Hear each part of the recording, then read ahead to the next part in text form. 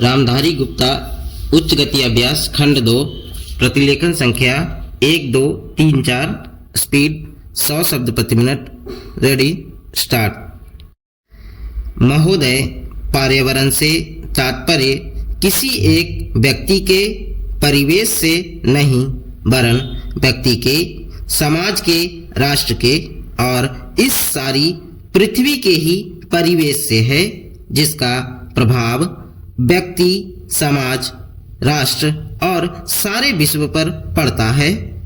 पर्यावरण से तात्पर्य पेड़ पौधों, नदी पहाड़ या किसी तंत्र विशेष से नहीं वरन उस समग्र वास्तविकता से है जिस पर मानव मात्र का अस्तित्व और उसका संपूर्ण आध्यात्मिक एवं भौतिक विकास निर्भर है। अस्तित्व केवल शारीरिक स्वास्थ्य ही नहीं, मानसिक भी। स्वस्थ शरीर में स्वस्थ मन ही अच्छे स्वास्थ्य की परिभाषा है। शारीरिक स्वास्थ्य हमारे आहार पर निर्भर है, जिसका स्रोत इस पृथ्वी का जल, थल, वायुमंडल है। मानसिक स्वास्थ्य भी प्रकारांतर से इन्हीं पर निर्भर है, क्योंकि जैसा खाए अन्न वैसा बने मन। स्वास्थ्य जीवन पर सबसे अधिक प्रभाव हमारे चिंतन का, हमारी परंपराओं का और उन सब परिस्थितियों का पड़ता है जो हमारे ऊपर आरोपित हैं या की गई हैं या की जा रही हैं। इसलिए पर्यावरण या परिवेश में जल, थल, वायु ही नहीं बल्कि वे सारे घटक महत्वपूर्ण हैं जिनका कुछ भी प्रभाव हमारे जीवन पर, हमारी क्रियाशीलता पर पड़ता है, जैसे हमारे विचार, हमारे आचरण और हमारी परंपराएं एवं संस्कृति आदि। सदा से मानव की आकांक्षा उन्नति और विकास की रही है। जगत का अर्थ ही है गतिमान, और गति दोनों ओर संभव है, उन्नति की ओर भी और अवनति की ओर भी। पहली को हम प्रगति कहते हैं, दूसरी को आगति, विगति, अधोगति या दुर्गति कह सकते हैं। वास्तव में मनुष्य ऐसा जटिल प्राणी है जिसमें अनेक विरोधाभासी और असंगत प्रतीत होने वाली प्रवृत्तियां और प्रतिक्रियाएं होती हैं। वह कानून और व्यवस्था की मांग करता है, किंतु चलचित्र, दूरदर्शन आदि में स्वतः भड़की हिंसा या खेलों में युक्तिपूर्वक की गई हिंसा अथवा अनीति से मंत्रमुग्ध भी हो जाता है। मनुष्य अपनी ही जाति या वर्ग के व्यक्तियों के प्रति प्रायः बहुत अधिक प्रतिद्वंदी होता है, किंतु कोई बाहरी खतरा उपस्थित होने पर उनके प्रति हद से ज्यादा सहयोगी बन जाता है। वह सड़कों पर या युद्धों में सामूहिक विनाश के प्रति उदासीन रहता है, किंतु किसी खान में फंसे हुए एक व्यक्ति या किसी कुएं में गिरे हुए एक बालक की रक्षा करने के लिए ढेरों साधन जुटा लेता है। कुछ विद्वान कहते हैं कि मनुष्य बंदर की संतान हो या ना हो, किंतु उसमें खालिस बंदर की द्वैध प्रकृति प्रायः ही होती है। उसमें शाकाहारी बंदरों की भांति वृक्षों में उछल कूद करने की प्रवृत्ति तो होती ही है, साथ ही ऐसे बंदरों की स्वाभाविक जिज्ञासा भी होती है जो अत्यंत संगठित गिरोहों में रहते हैं और भांति भांति का मांस खाने में मजा लेते हैं। मनुष्य की ऐसी परस्पर विरोधी इच्छा आकांक्षाओं से निपटना असंभव होता है, फिर भी किसी प्रकार का संतुलित मध्यम मार्ग अपनाना अनिवार्य होता है। यही बुद्धिमानी का रास्ता है। विद्वानों ने मानव की मूलभूत आवश्यकताओं को 5 स्तरों में रखा है महोदय, जो एक के बाद एक आते हैं। शारीरिक आवश्यकताएं यथा भोजन, कपड़ा, मकान और आराम जीवन की मौलिक आवश्यकताएं हैं। दूसरे स्तर पर आती हैं सुरक्षा और भविष्य के प्रति निश्चिंतता। इनके लिए मनुष्य भांति भांति की वस्तुओं का संग्रह करता है। फिर है सामाजिक आवश्यकताएं, जैसे अपने परिवार के भीतर और फिर बाहर के दूसरे लोगों से अच्छे संबंध बनाए रखने के लिए सामाजिक, आर्थिक, राजनैतिक और मनोरंजनात्मक संगठन बनाना। चौथे स्तर पर हैं अहम संबंधी आवश्यकताएं, जैसे आत्मसम्मान, आत्मविश्वास और आत्मतुष्टि आदि। आत्म परितोष अर्थात उन्नति, विकास और ख्याति प्राप्ति की क्षमताओं को साकार करना व्यक्ति की अंतिम और उच्चतम अपेक्षाएं हैं। इन आवश्यकताओं की पूर्ति के लिए मनुष्य अपने आसपास उपलब्ध पर्यावरण का दोहन करता है। जल, थल, वायु ही नहीं, पेड़ पौधों, पशु पक्षी, जीव जंतुओं तक का उपयोग करता है। सभी शक्तियों का, यहाँ तक कि सबल व्यक्ति अपने से निर्बल व्यक्तियों तक का दोहन करता है, जो शोषण की सीमा तक पहुंच जाता है।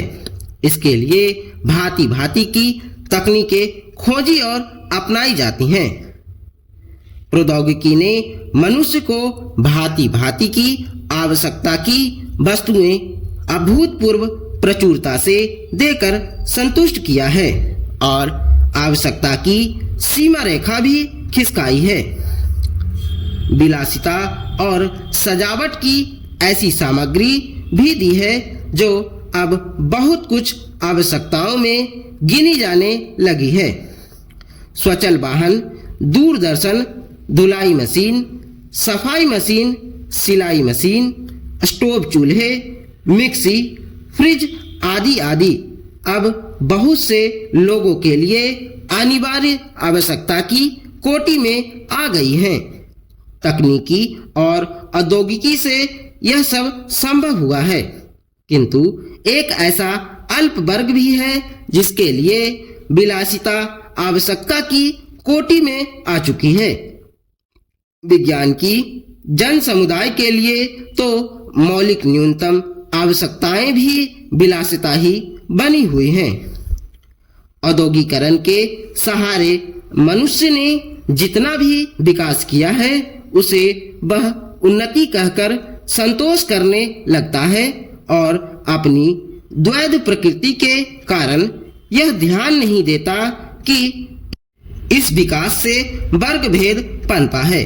अमीरी गरीबी के बीच की खाई चौड़ी हुई है। जो व्यक्ति मानव की समानता, समाजवाद या साम्यवाद के गीत गाता है, वही अपनी द्वैध प्रकृति के कारण अपने पर्यावरण, यहाँ तक कि मानव के भी शोषण के नए नए तरीके खोजता है। यह शोषण बलात्कार की सीमा तक पहुंच गया है। मनुष्य ने अपनी बुद्धि का प्रयोग किया, फलस्वरूप भांति भांति का औद्योगिकरण हुआ और जल, थल, वायु सब प्रदूषण के शिकार हो गए। जितना ही अधिक विकास हुआ उतना ही अधिक विनाश हुआ। प्राकृतिक संपदा का भीषण ह्रास हुआ। व्यापक वन विनाश से भूमि बंजर और मरुस्थल बन गई। एक बड़ा हवाई जहाज एक दिन में जितनी ऑक्सीजन खर्च करता है उतनी ऑक्सीजन 17,000 हेक्टेयर वन में तैयार होती है, और वन बचे ही कितने हैं। इस उद्योग प्रधान सभ्यता का केंद्र पूंजी है और धर्म स्वार्थ है। मनुष्य का शोषण कर रहा है देश का। आइए आज हम अपने विचारों को उस दिन तक ले जाएं जब हमने गणराज्य की घोषणा की थी। अपनी विकास की योजनाओं के संबंध में हमने वास्तव में काफी प्रगति की है, परंतु क्या हम भारत के सब नागरिकों को दरिद्रता, अभाव और कष्ट से मुक्त करा पाए हैं? प्रकृति की शक्तियों को अपने अधीन करने और जनता के कल्याण के लिए उन्हें नियंत्रण में लाने की दिशा में भी हम आगे बढ़े हैं, किंतु हम यह नहीं भूल सकते कि कुछ ही महीने हुए हमें भारत के उत्तर पूर्वी प्रदेशों में भयानक बाढ़ का सामना करना पड़ा था, जिसके कारण यातायात के साधन छिन्न भिन्न हो गए और वहां की जनता को भारी हानि उठानी पड़ी। निसंदेह साक्षरता प्रसार और रोगों के निराकरण के महत्वपूर्ण उपाय भी हमने सोचे हैं। यद्यपि अभी भी देश के बहुत से भागों में निरक्षरता और बीमारी पर्याप्त मात्रा में दिखाई देती है। जन कल्याण की योजनाओं को हम बराबर आगे बढ़ाते रहेंगे, यह हमारा दृढ़ संकल्प है। इसमें संदेह नहीं किया जा सकता। इन योजनाओं के पूरे होने के संबंध में जो प्रयास अब तक किया गया है, उससे भी हमें असंतुष्ट नहीं होना चाहिए। फिर भी जो कुछ अब तक किया जा सका है, यदि वह बहुत चमत्कारी नहीं दिखता तो उसका कारण यह है कि अभी निर्माण कार्य जारी है और समाप्त नहीं हुआ है। राष्ट्र के निर्माण में समय की आवश्यकता होती है। आज हमारा गणराज्य दिवस है और भारत जैसे प्राचीन राष्ट्र के इतिहास में 5-7 वर्ष की अवधि एक स्वल्प काल है। आइए अब हम विगत वर्ष की घटनाओं पर नजर डालें और यह देखें कि विकास के कार्यों और निर्माण योजनाओं की दिशा में हम कहां तक आगे बढ़ सके हैं।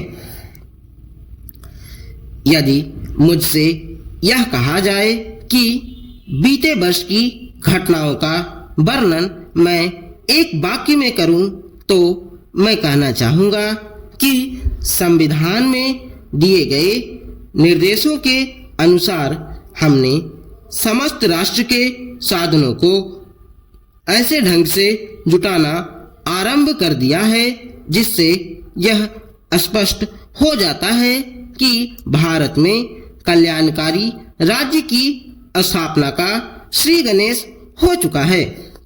पिछले वर्षों में हमने जो संकल्प और दावे किए थे, अब वे मूर्तिमान होने लगे हैं।